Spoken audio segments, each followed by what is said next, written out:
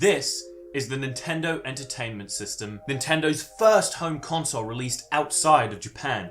This device was home to some of the most influential game franchises in the world, such as Mario, The Legend of Zelda, and Donkey Kong. In this review, I'll be explaining some history surrounding the console, the specs of the console, and maybe we can play a little bit of Mario to see how well these 2D retro games hold up. In 1983, the video game stock market had dropped by almost 97%. So Nintendo needed to come up with new ways to create a games console. When they released this product in Japan, it looked like this, which is kind of in the style of a typical Japanese product. But if they were going to develop something for the Western market, they needed to create something that would appeal to someone in that region. And this is what they came up with. With a beige color scheme and a controller that looked like this, the NES seemed like a toy or a space device. If you take a look at the packaging, you would see what I'm talking about.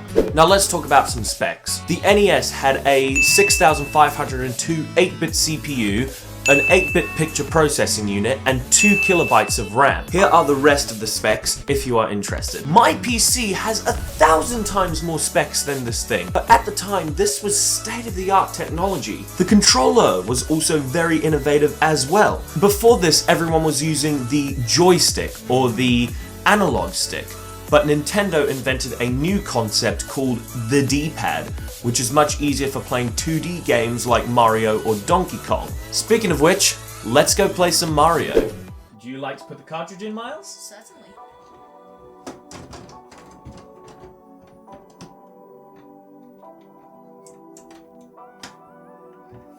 And...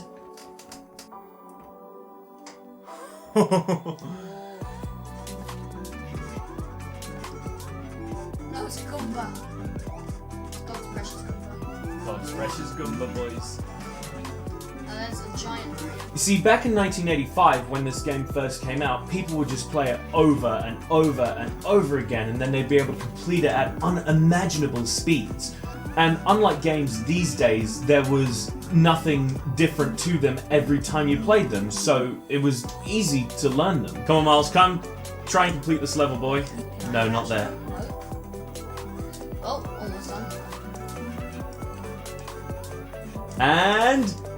Yeah! Get out of Nice here, job, mate! Goombas. High five! Yeah! Now, may I have a go? Now, let me show you guys how I play Mario. Maybe even find a few secrets, huh? That I Play this in a personally while. found. Just remember that.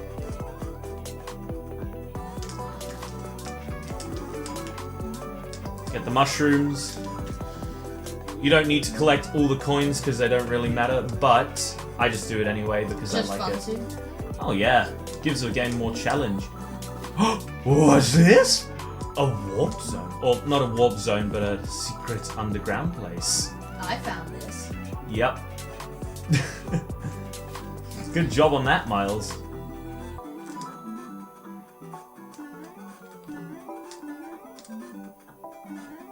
Yeah! Look at that. Level completed in 10 seconds. Probably Literally. not quite 10. Probably 15.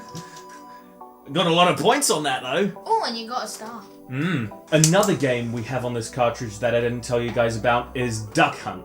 This was another smash hit for the NES because of its innovative use of motion controls. You see, even back in 1985, they were able to somehow create a controller that was able to track the screen and shoot down the ducks. So what did you think of the NES, Miles? I think the NES is a great console. For its time, it still handles things pretty well. The games are still super fun to play and you can somewhat get addicted to them. Comment down below as to which console I should review next. But if you enjoyed this review, then make sure to leave it a like. And also, if you want to see more content, then hit that subscribe button and turn on the notification bell to not miss a single upload.